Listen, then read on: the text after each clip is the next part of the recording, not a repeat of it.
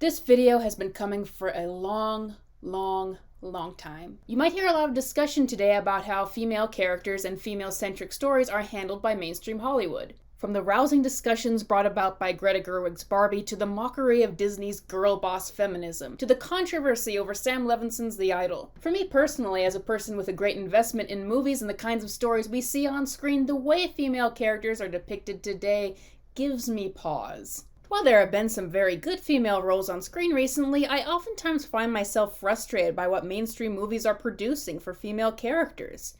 What do people really want from female characters?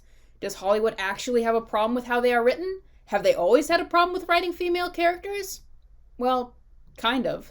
Now, when we talk about this subject, I want to be clear. I'm using generalizations. There's always going to be exceptions to the rule. In the past, you can find all sorts of interesting and eccentric female characters and performances. Ones that I love very much. He didn't get out of the cock-a-doodle car! But the actresses who would get these kinds of roles and find success were more few and far between. In the mainstream, the majority of roles for women seem to most often boil down to the hot love interest. Not that there's anything wrong with being the love interest. Love interests can and have been very well written. Other times, not so much. This lady's not a love interest, I just wanted to add her in. But apart from that, I think that there was a real frustration from actresses wanting more diversity in the kinds of roles they were offered. There's an old quote on this that if you were an actress from decades past, you were either the love interest, the judge, or you're driving Miss Daisy. Male characters, meanwhile, were more so allowed to be portrayed in any way that the writers felt fit. There's such a diversity to the male roles of the past and how many good male characters there were that we've never had to even question it. We don't have to make lists singling out the top strong male characters ever made, really, because we have so many options for that. Because of this, it makes sense that there would eventually be an uprising of people trying to make more kinds of roles for female characters, especially the strong female character, the empowered female character. Why? Because it's usually the man playing the role of the action hero, and those movies tend to be what's #1 at the box office, especially during the 2010s. And also because it's in complete contrast to the ever-hated screaming damsel in distress. I can relate to wanting more strong female characters, as I grew up being more of a tomboy, and I wanted to see more female action heroes in my movies. It made sense, but I think we need to establish something here first. What is a strong female character? Because it seems that people have vastly different interpretations of what that means. Do we mean a female character who has strong writing behind her, a lot of depth and development as opposed to just being shallow eye candy? Do we mean a character who is strong in terms of her personal morals and resolve, making her a strong role model? Or do we mean a female Rambo-type character, essentially one that is defined by being physically strong, gun-toting, masculine type of character, just like the ones from the famous male action heroes? Probably the two main examples that come up these days when talking about strong female characters are Ellen Ripley and Sarah Connor, two heroes from horror sci-fi action films. Sarah Connor is considered by many to be a top example of a strong female character. I mean, she does fit that female Rambo description when we get to the second movie especially, but is she really a role model? In the first movie, she seems to be a relatively normal, kind person who finds strength within herself by the end of the film, so she might be more of a role model there. But by the second movie, we find that a decade of living on her own with the knowledge that a doomsday is coming where no one will believe her and even her own son grows to distrust her has driven her understandably a bit insane.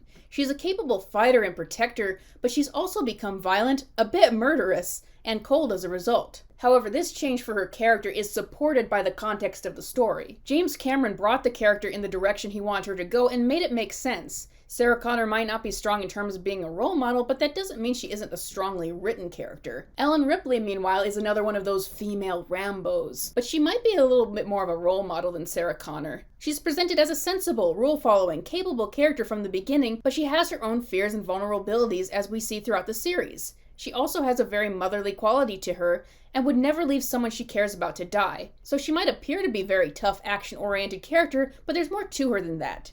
And that is what makes her well written. But I get the feeling that people miss those details when talking about those characters, and that we tend to think of strong, empowered female character on a superficial level. Does she act tough and stoic and physically powerful? And that has led us to a lot of problems. And so, for many years now, we've been treated to a barrage of strong, empowered female characters, all that seem to fit a specific mold. They don't have much in the way of character development. They don't have much in the way of personality. And they don't have much in the way of flaws.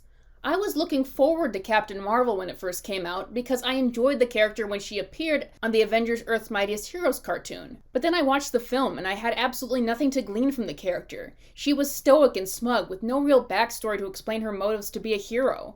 I have to ask though, why couldn't Marvel give the same kind of character development offered to a character like Ant-Man or any of their other male heroes, but they couldn't give it to Captain Marvel? What happened? Were they afraid to give her any kind of dimension or flaws?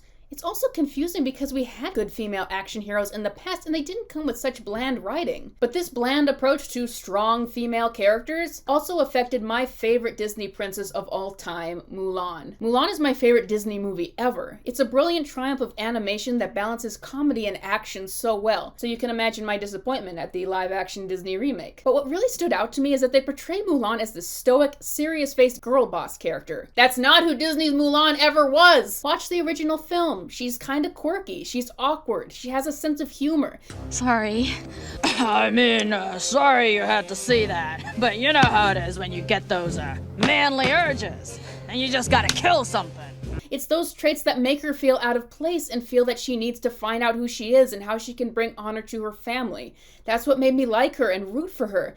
But in the remake, stoic, soulless, strong woman. The soulless, strong female character has become such a trope that I've heard friends who used to have no problem with female action heroes want to steer clear of any movie they are advertised in because they expect it to be badly written. It's so widely acknowledged that actress Emily Blunt said that she instantly rejects a script if it's described as having a strong female lead because she instantly knows that that means the character is going to have nothing to her. Actors and actresses want to play roles that are dimensional and interesting. Isn't that the entire reason why actresses complained about just playing the love interest, that they weren't getting enough diversity out of roles? Strong female characters aren't providing that either. Importantly though, all of these strong female characters released are supposedly for women. But I can't think of any woman or little girl out there who's a fan of Captain Marvel or Rey or modern day Mulan. And does anybody remember who this character even is? It's generous, so I remember. So these characters aren't even connecting in a meaningful way with women like they were supposed to. So it seems that we've been let down in the big boom of strong female characters. You'd think I'd now be arguing how to get them back on track and give them better writing. But I have a different question. Why is the peak of what a female character can be strong and independent? Why are we trying to apply that to every single one as if it's sort of a litmus test? I read an article a long time ago, back when this sort of strong female push was really getting to a head in 2016. And in this article, while I can't remember where it's from, they asked, when you're thinking of an iconic male character, like Sherlock Holmes, how would you describe him? Well, he's insanely smart, he's sociopathic, he can be a bit cold, he's very driven. But would you describe him as strong? Well, maybe.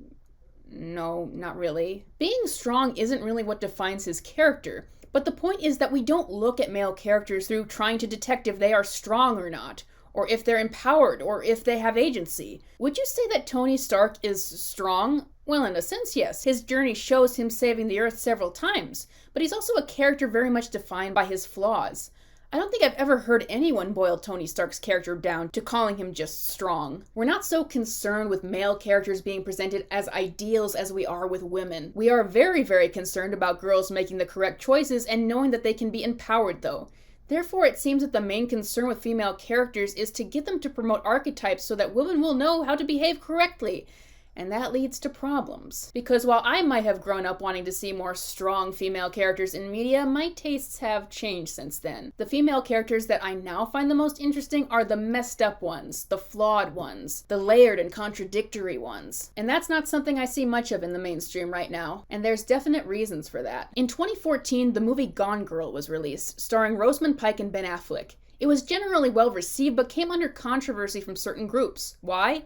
Because it features a manipulative woman who tries to frame her own husband for her murder, and is revealed that she also framed her ex-boyfriend on false accusations of assault. Because of the evil nature of the character, the original author of the book, a woman, was accused of misogyny, as if it's wrong to even depict one female character in this fashion, or else you're implying something about all women. But this new walking on eggshells approach to how female characters are depicted in media would continue, 2016 being the breakout point. This is the year that I remember it seemed like every female character I came across had to be described as strong. I know my longtime subscribers will already know this, but the big one for me is Harley Quinn.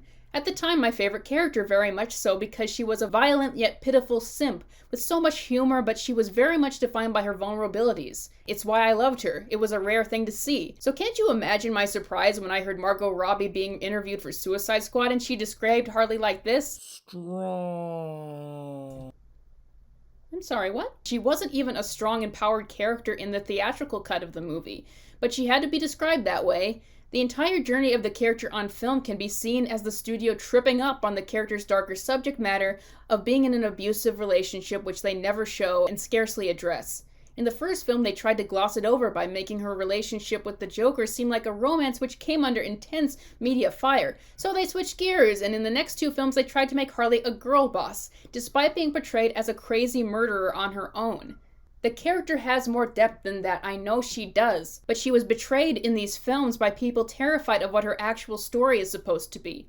The result is a one-dimensional caricature who gives a pretty hypocritical view of empowerment. But it doesn't matter if the character is giving an honest narrative about empowerment. No, it just matters if you've avoided certain more touchy subjects and can figure out a twisted way to call them empowered. Interesting contrast, the fact that so many men enjoy the Joker's character has led to them being slammed as incels, but when women like a character like Harley Quinn, they have to be coddled and have that character they like turned into a role model so that they too will know how to be strong. But it doesn't stop with Harley. Tell me, why does Cruella de Vil, a character famous for murdering puppies, turn into an empowerment icon?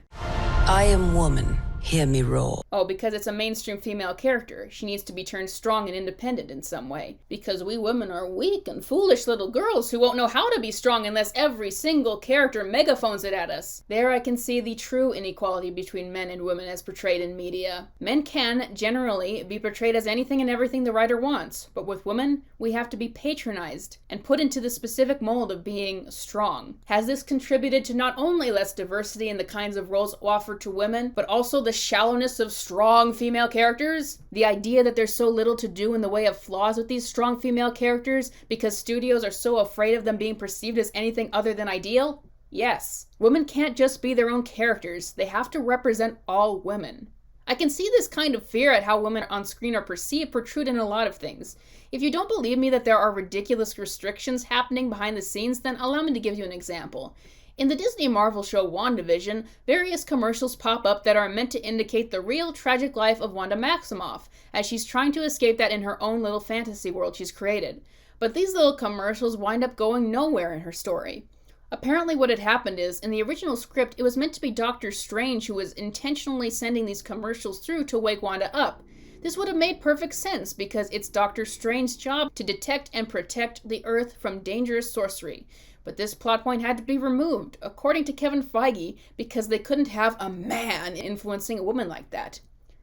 And I, as a female fan of Marvel, find that ridiculous. It would have made total sense in the show, providing an appearance of a then popular character and adding another payoff to the mystery. As a woman watching Marvel, I don't want stories to be limited or male characters I like having to be shafted away just because Disney is afraid of a certain perception. I'm rather shocked that they allowed Wanda to be motivated by her love for Vision in WandaVision at all. Though interestingly, Wanda's attachment to Vision completely disappeared in Doctor Strange 2. She never even brings up bringing him back, despite her entire goal being to be with her family. Can't have a woman motivated by a man at this point, I guess, even if that's the point. I guess they just caught it later, which brings me to my next point.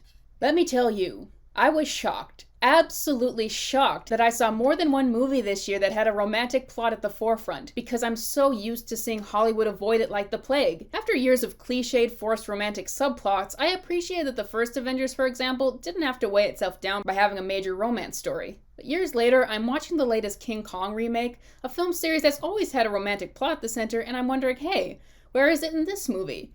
And I guess I'm thinking that because there was barely any human element in the movie at all. Oh, what are they gonna do? Kiss? No, just hug. No romance in movies anymore. I think the best way to describe this phenomenon is to look at the depiction of Disney princesses over the years. In the golden age of Disney, they were portrayed as kind-hearted women with the main goal of finding true love. Fast forward to the Disney Renaissance in the 90s, and they were expected to evolve with the times. Disney princesses could still be interested in true love, but they also had to be motivated by something else. I want adventure in the great wide somewhere. Please try to understand. I've never done a thing on my own. Now that we get to the modern age of Disney, where Disney princesses don't have love interests at all, romance is just straight up avoided much of the time. And when it's done, particularly by Disney, it feels awkward. Just read the interviews behind the scenes for The Little Mermaid. It's like Disney was afraid to do a movie where love had to be a plot point. But is Disney doing this because it's what the audience actually wants? I was astounded recently at how much backlash Rachel Zegler faced at her dismissal to the original Snow White's quest for true love. Yes, Rachel's attitude is a big part of that, and I already covered that in a separate video, but it really seems that people also weren't keen on having the idea of true love bashed that hard. We may have desperately been trying to move away from the obligatory forced romantic plotlines in movies, but it seems that we've forgotten why they were there in the first place. In all my experiences with humans, for little did you know you were actually listening to a wise prophet, human beings want romance. They don't want to be alone. They fantasize about finding the perfect person. I should add that while this is definitely a generalization, a lot of women really like romantic subplots, sometimes to their detriment.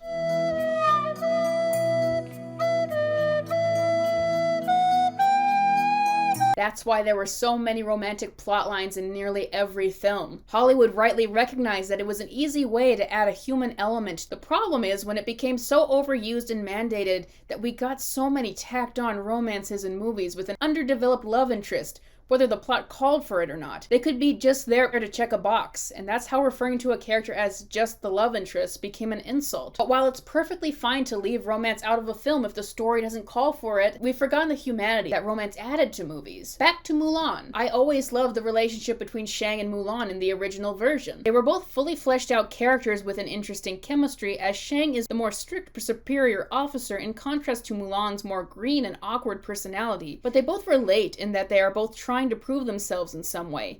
But that relationship, gone in the Mulan remake, along with the rest of Mulan's personality. Instead, we see one fellow soldier who might have an interest in her that's brushed aside in the very last scene so that we can know that Mulan ultimately has no interest in this guy.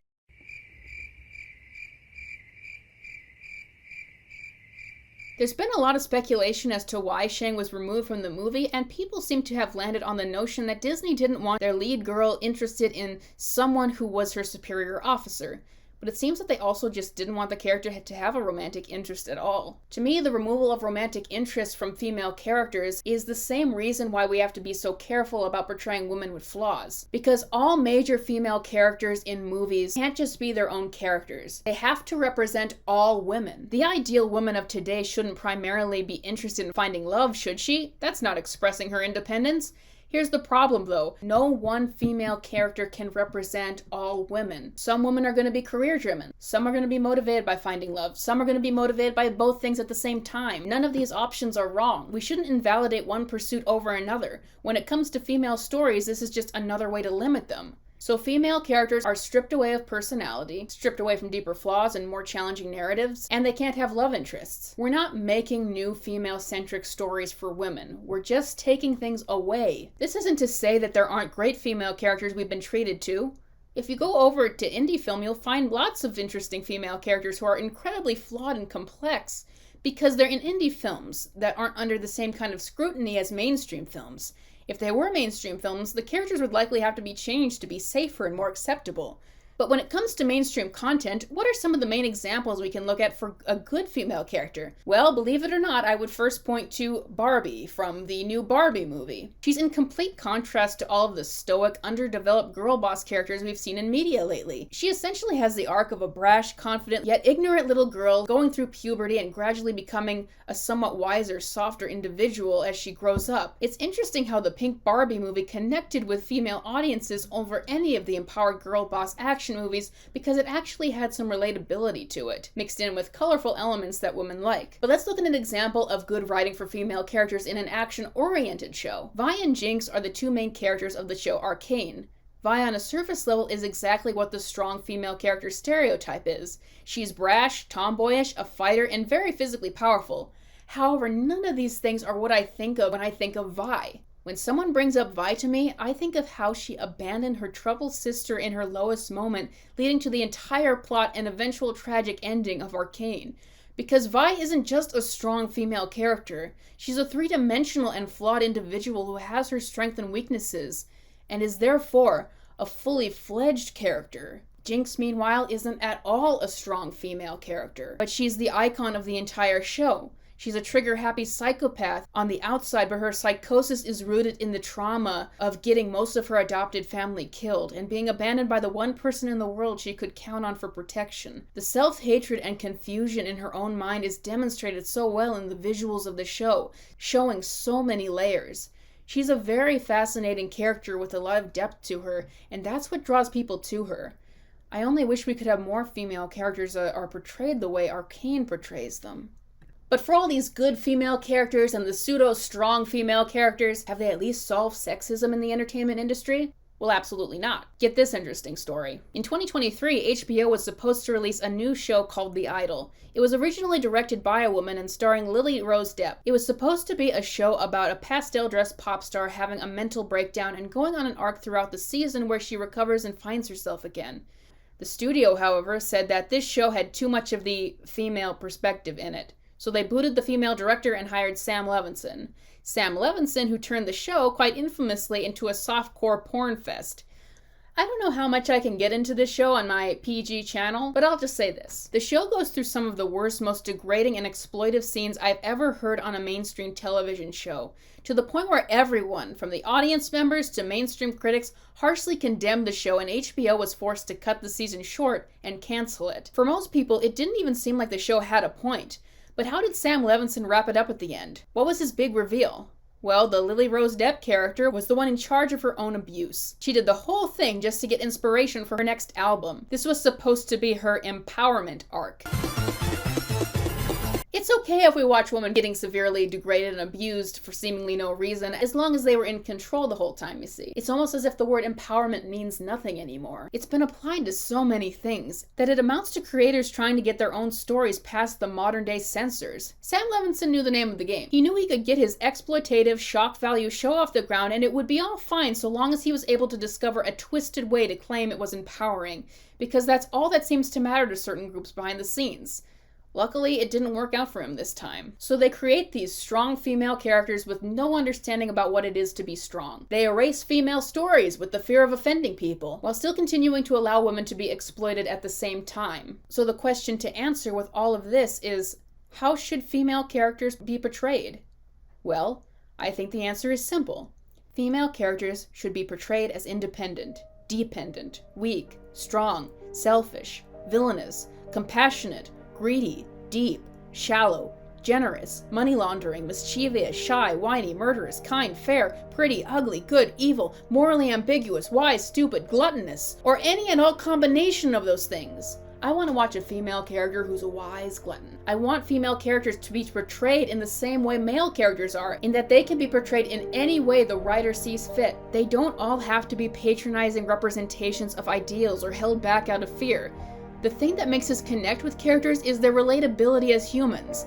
And the thing that brings about that relatability isn't how physically strong or stoic or perfect a character is. It's through their pain. It's through their relationships. And when it comes to the times when female characters are being written through a degrading lens, well, we should have better judgment on whether the filmmakers are actually doing that versus when they're just portraying women as people. No one female character should or can represent everyone. We aren't helping women with these new cardboard cutout strong characters in movies. We're just continuing to put them in boxes. The big problem with all of this, though, is I'm sure there's a lot of women and a lot of female creatives, maybe you even work in Hollywood, who knows, who would agree with what I'm saying. But when given the opportunity to actually write female characters, they will still conform to these restrictions that I'm criticizing. Why? Because at the end of the day, with all of these supposed enlightened ways of thinking, we have to conform. Can't go against the mold or face the consequences. But if you want to see actual good female characters, you have to. I have a screenplay that I've been working on for years now that I absolutely love. And I love the characters I've created for this screenplay. And I know that the way that I have written the female characters would get me in trouble. But I so want to get this screenplay made. It would be incredible. And that's what we have to do if we want to see legitimately diverse depictions of female characters on screen. I don't know if we will ever get to a time in mainstream movies where that's the rule and not the exception, but we should at least try.